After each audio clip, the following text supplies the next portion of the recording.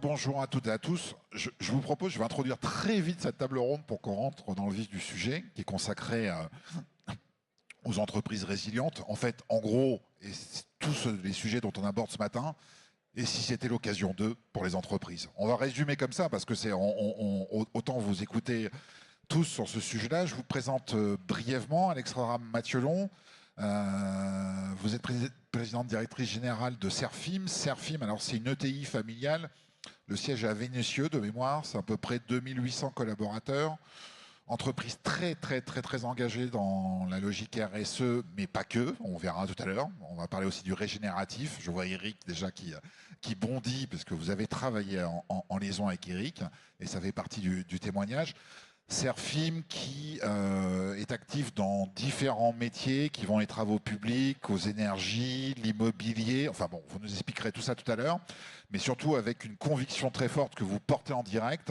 Et cette conviction, on va essayer de la comprendre, de la décortiquer, tant dans l'organisation interne que aussi avec vos prestataires, avec vos clients, parce que ça engage beaucoup de choses, être dans une logique de résiliente et pourquoi pas régénérative. À côté de vous, Sylvain Weserman, vous êtes PDG de l'ADEME. Alors l'ADEME, c'est une belle structure. Moi, j'adore l'ADEME, je suis fan de l'ADEME. Et on va faire simple, on va la résumer, c'est que l'ADEME, c'est l'agence de la transition écologique qui accompagne plein d'acteurs, des entreprises, mais pas que. Là aussi, on reviendra dessus. Et vous l'accompagnez de différentes façons, parce que ça peut être du conseil, ça peut être de la formation, ça peut être du financement, et si ça peut être aussi de la labellisation. Et on va revenir sur ces étapes-là parce qu'elles sont importantes. Et surtout, vous avez un coup d'œil sur un tissu entrepreneurial qui est très varié, qui vont de la boulangerie, j'allais dire, jusqu'à la PME, l'ETI. Et ces niveaux d'intervention sont hyper importants sur le dossier qui nous concerne. Éric Duverger, vous êtes le fondateur de la Convention pour les entreprises pour le climat. Alors, c'est quoi? C'est 20 ans, 22 ans passés chez Michelin à l'origine, de mémoire. C'est dans ces choses-là. Un jour, vous avez un déclic en regardant et en lisant les conclusions de la Convention collective sur le climat pour les citoyens à l'époque. Et ce déclic, c'est vous dire, si cette démarche, je vais le traduire un peu violemment, on l'emmenait dans le monde de l'entreprise pour sensibiliser. Et aujourd'hui, vous avez touché plus d'1 millier de patrons, de décideurs. 1200, ouais. 1200 patrons. Ah 200 depuis quelques temps, alors. Mais donc plus d'1 millier. En tout cas, on reste sur la fourchette. 1200 en tout. Décideurs, grands patrons, mais pas que, ou patrons de PME, de TI, dans cette démarche-là, avec une logique de parcours et avec une logique aussi d'entreprise régénérative. Alors peut-être qu'on va commencer quand même par vous, Eric, juste pour qu'on soit bien d'accord sur cette notion, c'est quoi une entreprise régénérative? Peut-être le petit moment pédagogique pour qu'on sache de quoi on parle, et puis après on attaque vraiment dans le vif du sujet. Ouais, je vais me lancer. Bonjour à tout le monde. Merci beaucoup pour votre attention. Je dirais, pour présenter très simplement l'entreprise régénérative ou l'économie régénérative, c'est une économie qui se met en position de régénérer. Donc plutôt que d'extraire, c'est donc de régénérer, et au niveau des ressources, au niveau de la biodiversité, de créer des impacts nets positifs. Donc on ne se contente pas seulement de s'adapter, de chercher la résilience, qui est fondamentale, hein, il faut exister pour régénérer, mais on veut redonner une planète, des paysages, un tissu social en meilleur état de génération en génération. Donc c'est une ambition très élevée, c'est le plus haut niveau d'ambition pour une entreprise, mais on se dit qu'on ne peut être content de nous, monde économique, que si on se met dans cette position-là, et c'est vraiment la cible qu'on s'est donnée, nous, dans la CEC, dans la Convention. Merci pour cette petite intro, j'aurais pu la faire, mais je vous fais bien mieux que moi. Alexandra Mathiolon, Serfim, que vous dirigez aujourd'hui, entreprise multimétier, énormément en contact notamment des collectivités locales qui sont vos...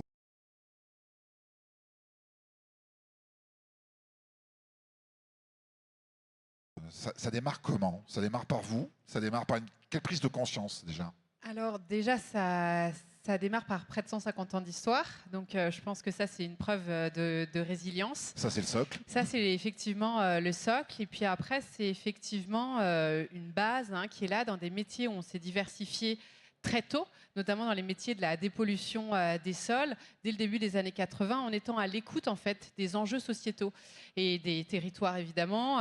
Pour faire simple, les câbles étaient au pire haleine, ils claquaient, ils faisaient des pollutions qui commençaient à faire un peu pas très bien. Donc du coup, on a commencé à développer ces services de pollution pour accompagner les territoires. Et donc au fur et à mesure, on s'est développé comme ça. Et c'est comme ça pour moi qu'on crée une résilience par la diversité de ces métiers, évidemment aussi dans la manière de les faire, en travaillant tout notre impact et notre empreinte environnementale, bien sûr.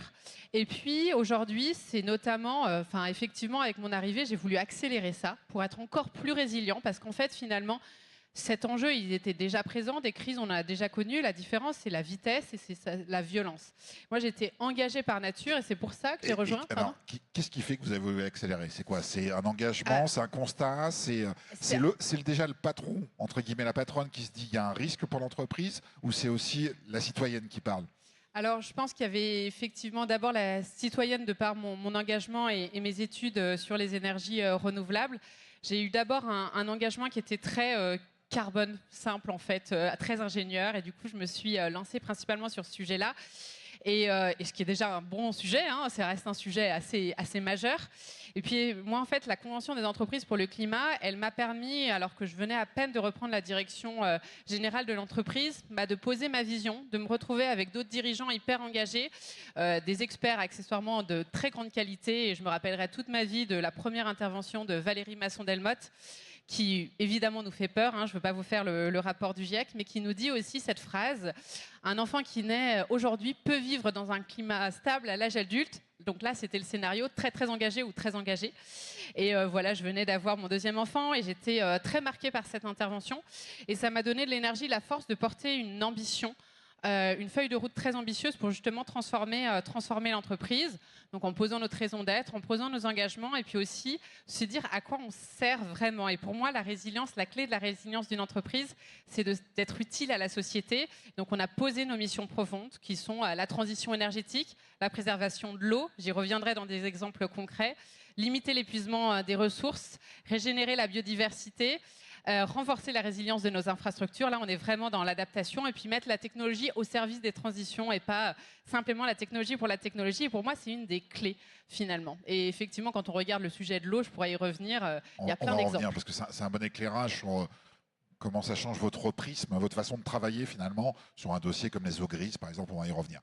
Sylvain Wasserman, à l'ADEME, vous accompagnez toute taille de structure, finalement. Alexandra est convaincue, ça, je pense qu'on l'a mesuré. Eric est convaincu aussi, sinon il n'aurait pas quitté Michelin après une vingtaine d'années.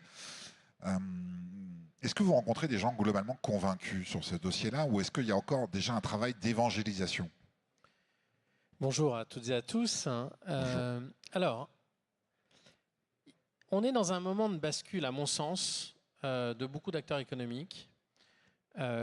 Qui en fait, avec plusieurs niveaux en fait. Vous connaissez la pyramide de Maslow, elle s'applique aussi pour les entreprises. Et d'abord, il y a le bas de la pyramide. C'est: est-ce que j'existerai encore si je mets la tête dans le sable et je continue comme aujourd'hui? Je cite souvent un exemple d'un verrier que j'ai rencontré dans l'Orne, là, dans une de mes réunions. J'aime beaucoup cet exemple parce que ce patron de PME, il me dit: écoutez, ça fait des générations que mon entreprise fait du verre. 80% de mon chiffre d'affaires, c'est le luxe, l'industrie du luxe. Et ben, ils m'ont tout simplement écrit en me disant: en 2030, on sera totalement décarboné, donc c'est avec vous ou sans vous. Et donc là, pour lui, patron d'entreprise, la décarbonation, c'est pas juste un engagement sociétal, hein. C'est d'abord le bas de sa pyramide de Maslow, c'est: est-ce que mon modèle existe encore? Et il y a un deuxième facteur sur ça, qui est que de plus en plus, les grands groupes privés mettent de la pression sur leurs sous-traitants, de plus en plus, parce qu'ils font des efforts eux-mêmes, donc il n'y a pas de raison qu'ils n'en demandent pas à leurs sous-traitants. Un ruissellement presque, en fait. Le scope 3, en tout cas. Et comme je dis souvent, on est toujours le scope 3 de quelqu'un d'autre. Et là, les sous-traitants, évidemment, sont le scope 3, souvent, de grands groupes privés. Les collectivités auront des clauses environnementales obligatoires. Donc quand vous allez répondre à des marchés publics à partir de 2026, vous aurez une note, vous aurez des points qui seront attribués en fonction de votre performance environnementale ou des critères qui seront dans le marché. Les institutions financières qui insistent beaucoup sur flécher des financements sur les entreprises ou les projets vertueux. Et puis un dernier point qui est à peu près la même chose, une autre forme que disait mon verrier de l'Orne, c'est que les business plans, par exemple une industrie, une PME industrielle qui tourne au gaz naturel, elle a l'incertitude des prix du marché du gaz, d'accord. D'ailleurs, au passage, on oublie qu'en 2022, c'était quand même x10 x 10 les prix du gaz. Donc il y a des PME qui allaient mettre, si ça durait 3 mois, ils mettaient la clé sous la porte, direct.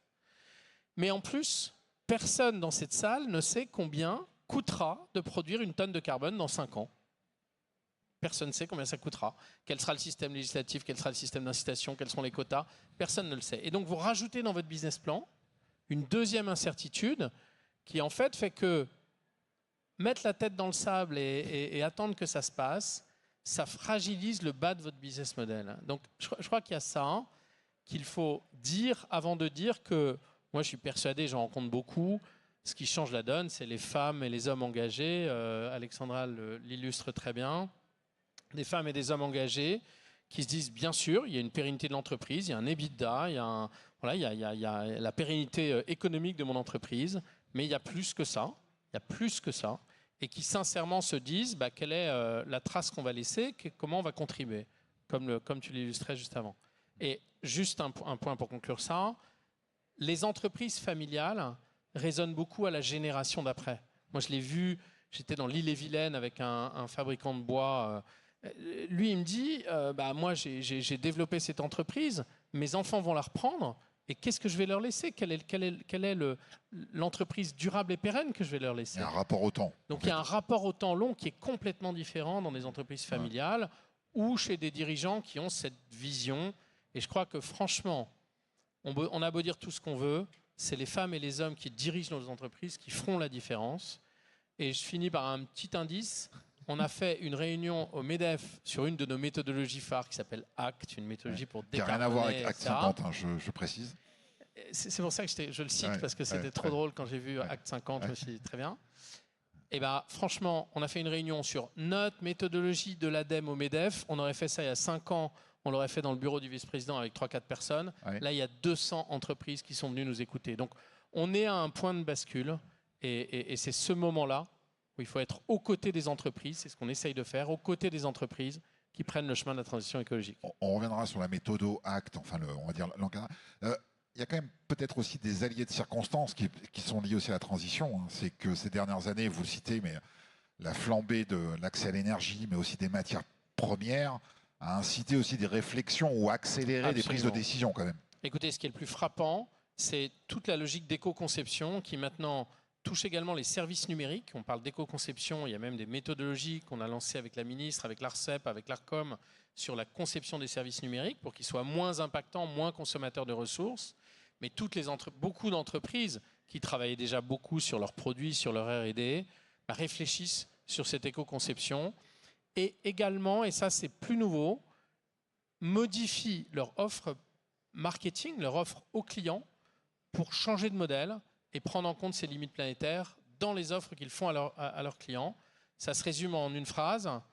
On avait beaucoup de ventes de produits, on a eu des ventes de prestations et on a de plus en plus des ventes de performance qui font que le produit n'est plus forcément du chiffre d'affaires. Ça peut être un coût en réalité. Et donc cette bascule des modèles économiques fait qu'on arrive aujourd'hui à imaginer des modèles de performance qui donnent la même création de valeur en décorrélant la production unitaire et la vente unitaire et le toujours plus de ventes.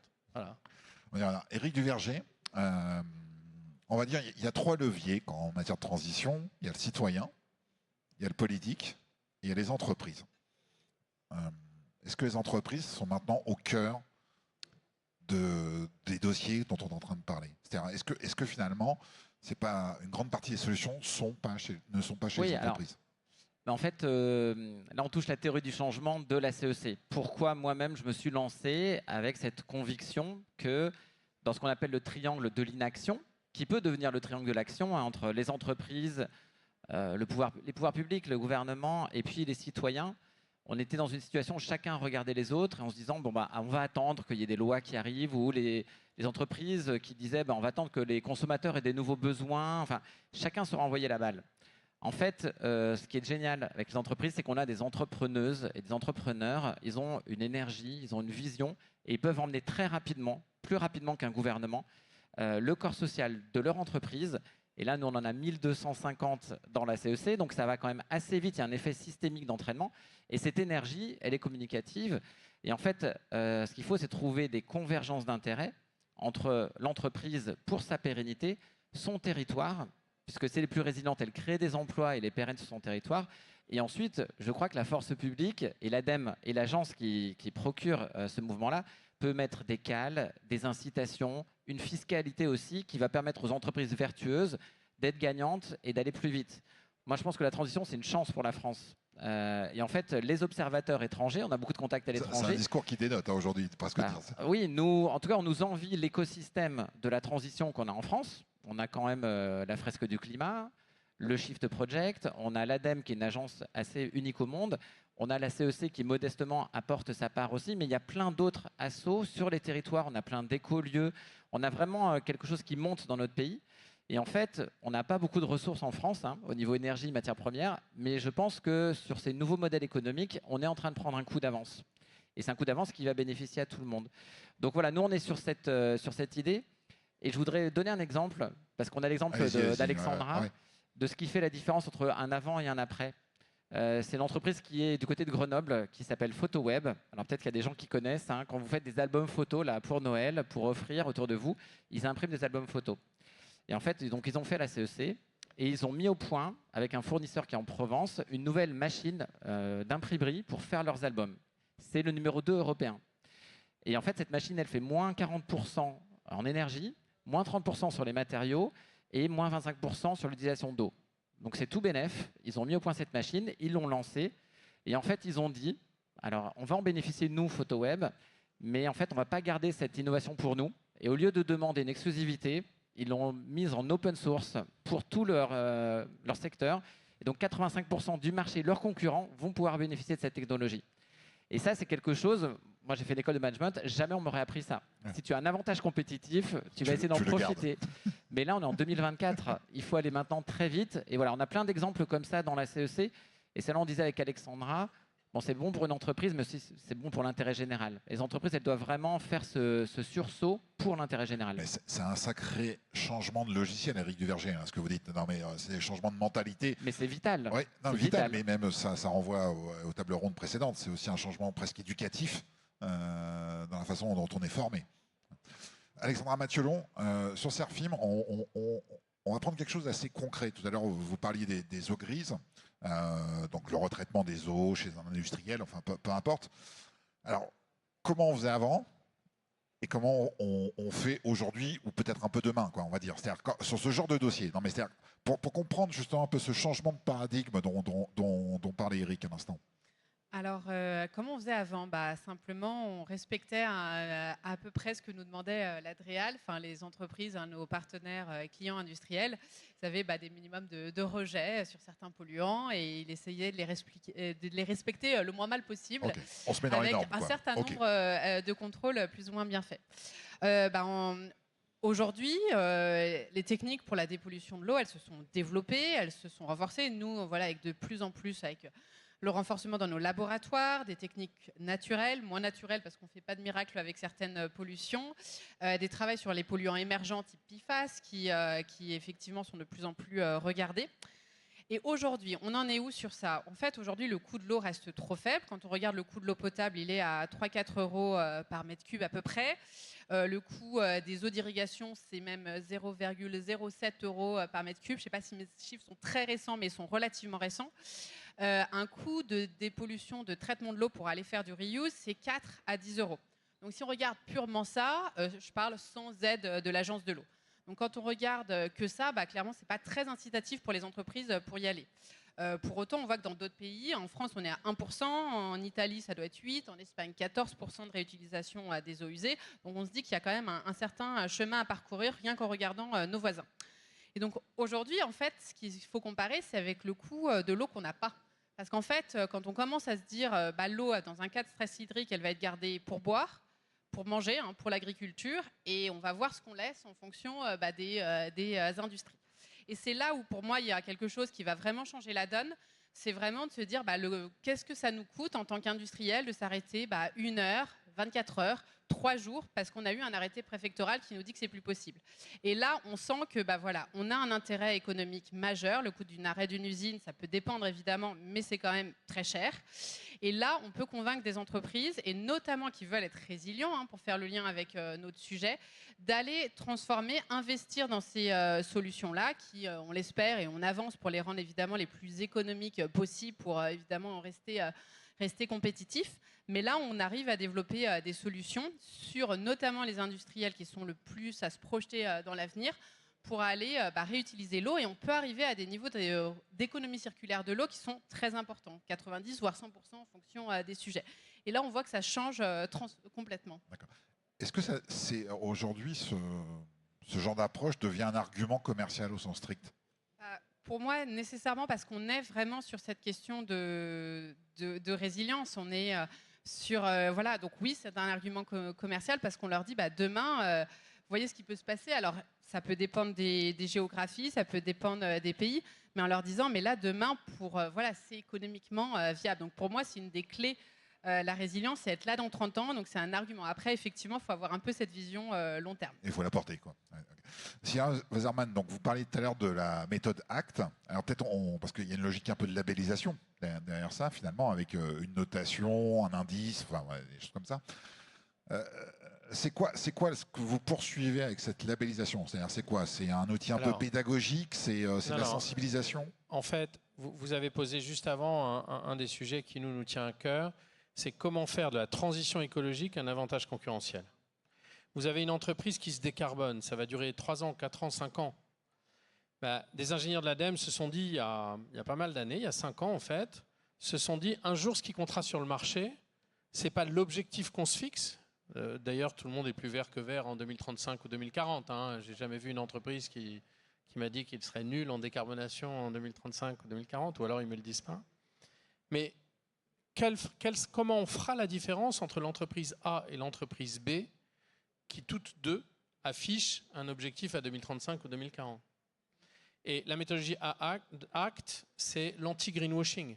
C'est d'abord comment on construit une méthode de décarbonation.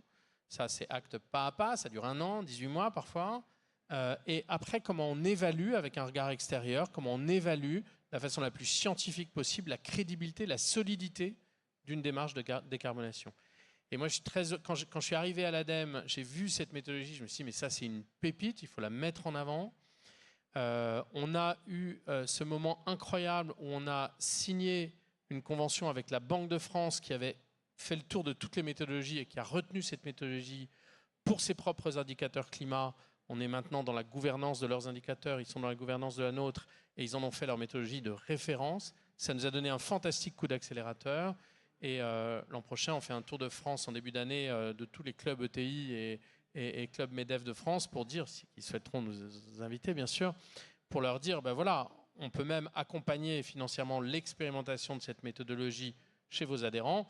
Et je crois que maintenant, le sujet clé, c'est comment on transforme la transition écologique en un avantage concurrentiel. Je vais donner juste 2 exemples très précis. Allez-y. Vous prenez un grand groupe industriel qui va avoir des localisations sur tous les pays du monde. Vous savez qu'en France, on a un avantage concurrentiel énorme que nos dirigeants d'entreprise oublient parfois, c'est que notre électricité est complètement décarbonée. Ce n'est pas le cas en Allemagne, où il y a encore 25% de carboné, ou en Pologne, il y a encore 60% de carboné.